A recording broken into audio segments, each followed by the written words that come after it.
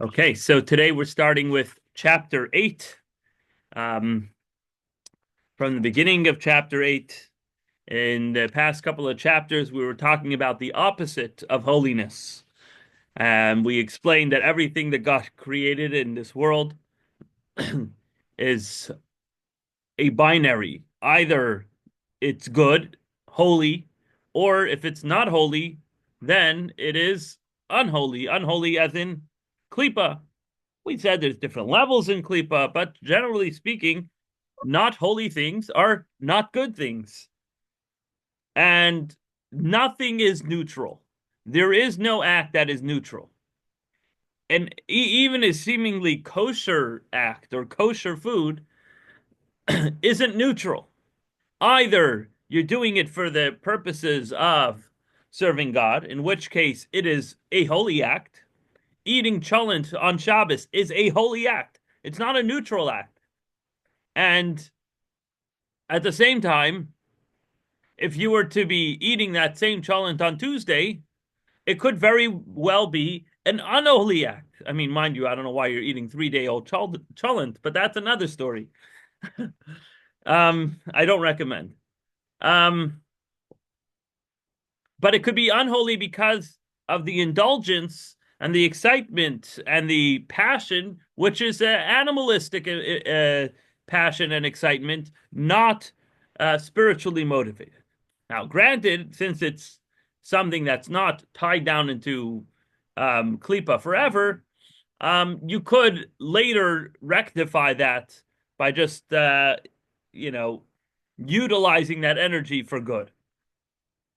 Then we talked about there are things that are tied down into unholiness, like, for example, forbidden relationships or or um or forbidden foods, right? So if you have a ham sandwich on a Tuesday or on a Saturday for that matter, that's obviously bringing godly energy into klipa, and you're taking that food and bringing it into klipa. um and the energy, that the godly energy that you divested and now invested into klipa is there permanently. And yes, there's exceptions to that permanence, but generally speaking, that's it. It's there, it's stuck. um so that's generally speaking how forbidden foods work. It stays there, it's stuck, you can't elevate it. But now we're going back to just we're going to go back to everyday life. But before that, the Alter Rebbe will talk about the imprisonment of the godly energy that's put into forbidden foods. Um, or let's put it differently. The godly energy that forbidden foods puts into klipa. So that's the first section of the chapter. The second section of chapter 8 will talk about examples of evil that's attached to the body and the soul from the garments of action, speech, thought, and the of the animal soul. And then he's going to go into the blemish that's caused to the soul by studying external studies, by using your brain for things that are not holy or godly, right? We talked about using our digestive system for unholy and ungodly things, sometimes forbidden things, but even not specifically holy things. And our brains are also important to be used for holy and godly things. So let's start with the imprisonment of the vitality of godliness that forbidden foods puts into the three klippas. So we said before in chapter 6 that the existence and vitality of forbidden foods come from the three impure klippas. And then in chapter 7, we said that the word isur, which means prohibition, also means tied down, meaning the objects with which the sin was committed, like forbidden foods, or the person with which the person who engaged in a forbidden relationship, they're tied down in the Sitra Achra forever. And their energy, um, cannot be elevated to holiness ever. Again, we did mention certain exceptions, but broadly speaking, it's there permanently. So now the Alter Rebbe is going to talk about specifically forbidden foods. What's the big deal about eating treif?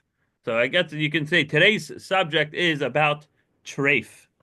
So Perek Ches, Chapter 8. If you don't have the link, it's on jewisharcadia.com/7887. Chapter 8. Another thing in forbidden foods, shalekach nikraim b'shem isur, that for the following reason they are called isur, tied down. So we have forbidden things in general, but there's forbidden foods specifically. We see emphasized how godly energy is tied down into the shalish klipas atmeis. That's why they're called isur. They're literally tied down. And so he gives an example in which eating forbidden foods has a more derogatory element, even worse than, for example, a forbidden relationship. Why? Because even someone who ate a prohibited food unknowingly, so he bought meat from a kosher butcher, it had a kosher symbol on it, it looked good. It wasn't like he bought bacon and thinking that it was bacon and it ended up being bacon. It looked, everything lined up. He thought he was biting into a kosher pizza schnitzel. And he did it l'shem shamayim. He did it for the sake of heaven. In order to serve God with the energy gained in the proteins and the schmoteins, whatever is in the chicken, there so that he can serve God better. So earlier we talked about a prohibition that a person effectuates a diversion of godly energy into the klipas by his sinful act, meaning by his action and his intention, which was done wrongfully, he tied the klipas onto this thing, and you could only get it out of there with a tremendous tshuva, etc., etc. But all that is talking about the person's sin. The person did a wrongful thing, and his energy was put into the klipas. But over here, when we're talking about forbidden food, there's another problem. The forbidden object is a forbidden object, even without the person's sin, right? Take, for example, a forbidden relationship. Yeah, a man and his sister, right? Women are not forbidden. They're not forbidden objects, right? His sister is not a forbidden object. It's just forbidden to him, right? So it's not that an object is wrong, is sinful, is bad, but it's the act of the relationship of these two people together that generates badness, that generates klipa energy, right?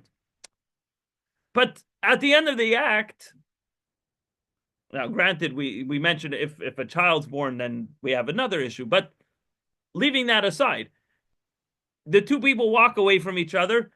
They're not, that person isn't an isur. He isn't a forbidden object. She's not a forbidden object either. They're people who did a sinful act, who diverted godly energy into the wrong places. But when you're talking about non-kosher food, that food is prohibited. So the very vitality and energy of the food, even before you interacted with it, comes from the three impure klipas. And therefore, even if a person didn't know that he was eating it, and he had no idea what was going on, he thought he was eating something kosher, it still gets its energy and it exists in a world of klipa. That piece of treifa meat exists in klipa. And more so, even if the person intended to do so for the sake of heaven in order to serve God with that treifa piece of meat, thinking it was kosher. So, as far as the person's concerned, not only did he not do anything wrong, but on the contrary, in his mind, he's doing an act of serving God. I'm eating kosher chicken in order to serve God. But as much as you intend, you can't think the treif out of the treif. Treif is treif. Klipa is klipa. You can't think your way out of it, right? And so you can't elevate the energy in that food to holiness. So now what's inside your body? You have an object of unholiness. You have an object of klipa sitting in your body. And if you know a little bit of biology, you know that now that's part of your blood. It's part of your flesh and blood. And you're saturated with klipa. Rahman al-Islam, God should save us from such a travesty. Now, Vegam Poal V'Asakain, not only did he intend to serve God, the Alter Rebbe says, but let's say he did so. He ate the treifa food, and he went and he davened with such kavana. I'm telling you, a davening like he never did before. And he read and he prayed with the energy of that food. So again, there's another fundamental difference between kosher food, permitted food, and prohibited food.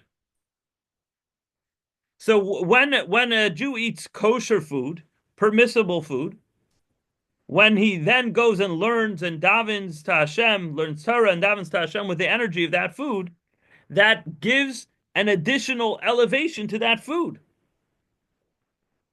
Meaning, there's one elevation when you intend to use it for good, but then when you actually go ahead and actually use that energy for good, then that piece of kosher chicken is now a part of your davening. The kosher chicken davened with you. The kosher chicken learned Tanya with you. Tremendous. What a joy to be that piece of chicken. Right? All his friends out in the farm running around like chickens with heads, without heads. They only wish to daven to Hashem is to die for. Literally, pun intended. Right? How could a chicken daven to Hashem? If you slaughter it according to Jewish law and you soak it and you salt it and you do all the things, and then a Jew davens with that energy, the best thing you can ever do. But when we're talking about tied down foods, meaning prohibited foods, non-kosher foods, even if a person actualized his intent to serve God, he read Torah afterwards, he davened afterwards, using the energy of the treifa food, it's still stuck. The treifa food is stuck. It ain't going nowhere. The energy in that food does not go up, and it does not enclose itself into the words of the Torah and the davening, like would be the case with the permissible food. Why? Mipnei isura, because it's prohibited. But that also means because it's tied down in the hands of the other side from the three impure klipas. So it's locked. It's blocked access from going anywhere upwards to holiness. It can't invest itself. It can't become one with the light of holiness and goodness that's in Torah and davening. Even though you want to, you intend to, it's not going anywhere. And he says further, even if it's a rabbinical prohibition. So if you have, for example, chicken and cheese, that is, chicken is a rabbinically categorized piece of meat. Biblically, it's only a goat with its mother's milk, something that could milk. last I checked, chickens don't give milk. Neither do any other birds. But rabbinically, birds are categorized as meat because the rabbis understood from watching human experience over hundreds or thousands of years, they saw, the chicken is in the meat section in the supermarket. It's just how it works.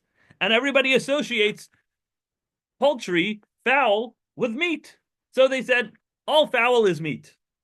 And so therefore, you can't have your chicken parmesan. Right? Sorry. But the rabbis don't allow it. So that means the rabbis put a lock on the chicken parmesan that it's now in this Sitra Achra. They put it there, they locked it, and it's rabbinically sealed in the Sitra Achra.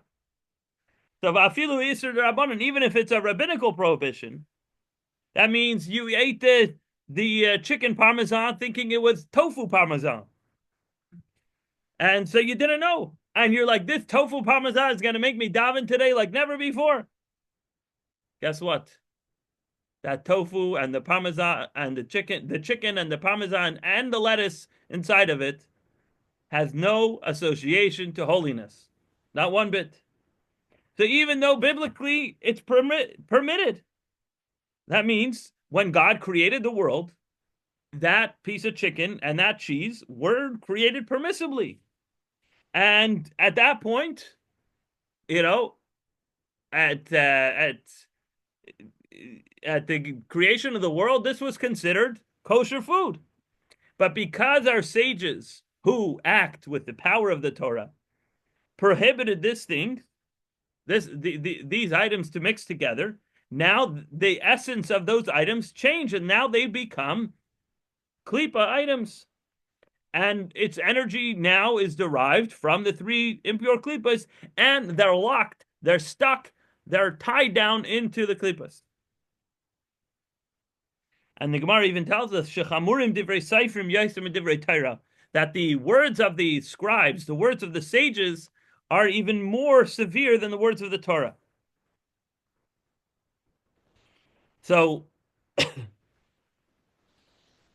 from here we see the great power that our sages have, even in regards to something that the Torah does give its opinion on. The Torah does allow certain foods, and the rabbis come in and prohibit them.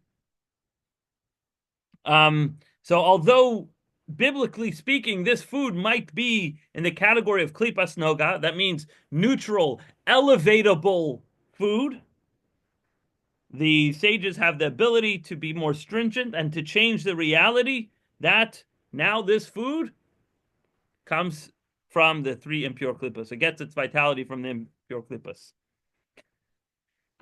And therefore, gam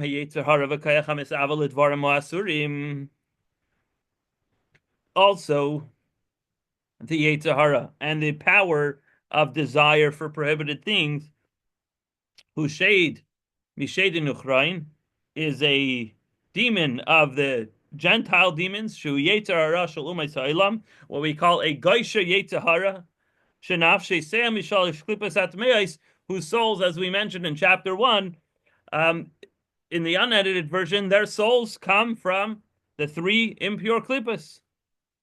So since prohibited things are different than permissible things in their very matter, in the very essence of what they are, so therefore the power of desire within a person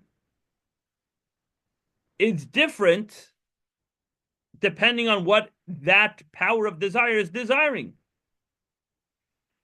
So in other words, if I want a piece of bacon, that want is a klipa want.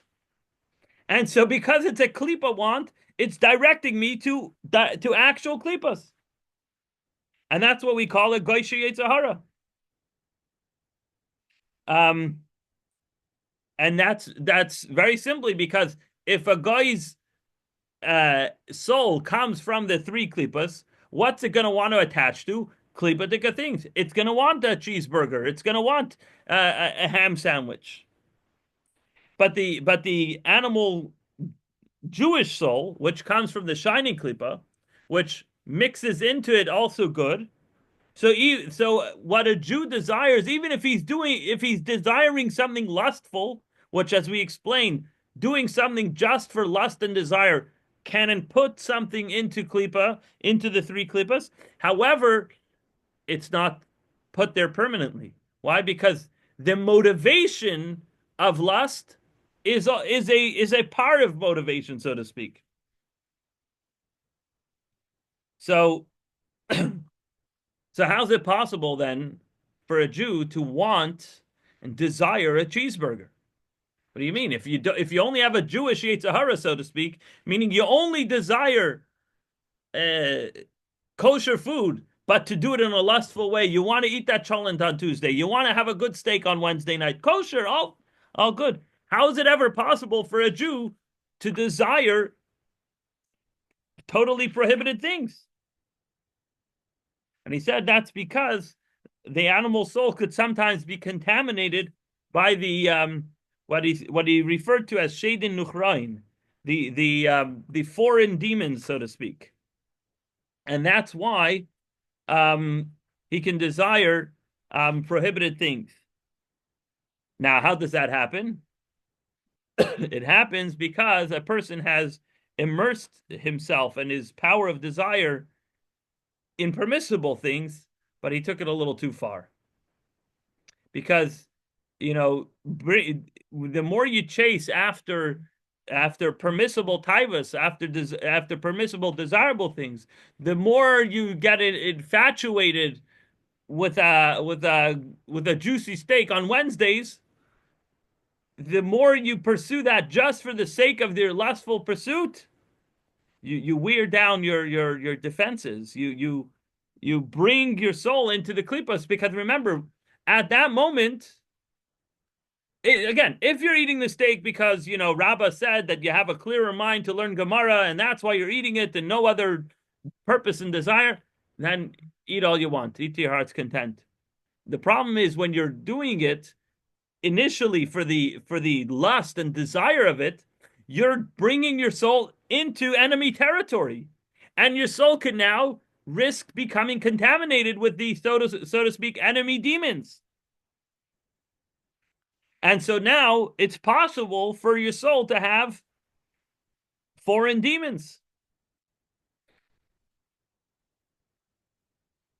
So So even though a person could say, okay, fine, I made a mistake. I got too caught up in my dinner. I was getting really excited. It smelled so good. It was all kosher. It was all good and fine. But I was getting too excited over it. And so I temporarily brought my soul and my meat into shalish klipas atmeis, but now I elevated it. Hold on. Let me just.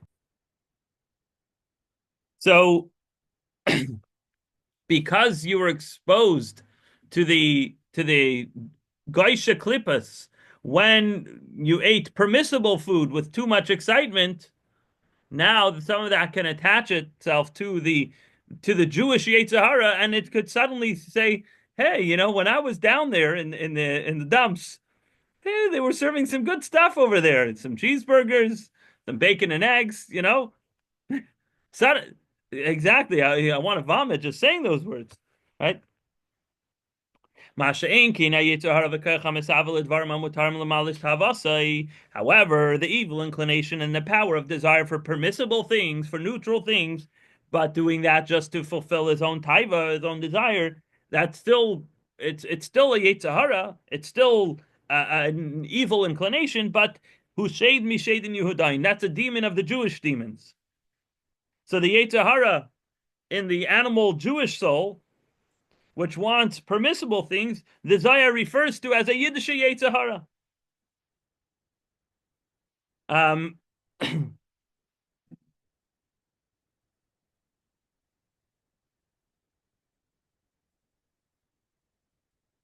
And why is it possible that a Yid could have such a Yetzer Hara and desire something that's klipa, that's against the mandate to sanctify yourself even with permissible things? Because in that case, if you're just desiring permissible things, How is it possible for you to want that in the first place? If you have a Jewish Yetzer Hara, if you're motivated by natural attachment to godliness, how is it possible that you should even want permissible thing with a lustful motivation? Because behind that lust is the real desire, which is to bring that energy up back to kedusha. So we said before that when we say heter, something's permissible, what that means is that it's releasable, meaning it goes into the klippas temporarily, but it's not tied down and it's able to return to holiness when a person returns to his divine service. So even while that lustful desire, permissible desire, happens to temporarily dip itself into klippas, it doesn't lose the good within it, and it's never complete evil. And therefore, the Jewish Yetzer Hara is able to desire those things because it sees within it the potential, it could be elevated. So, in summary, the Jewish people, as we say every Matzei Shabbos in Havdalah, the Jewish people are separate from evil, just as part of their very nature of who they are. And even the Jewish Yetzer Hara only wants permissible things. And a Jew who struggles with his Yetzer Hara fundamentally would only be struggling with permissible taivas.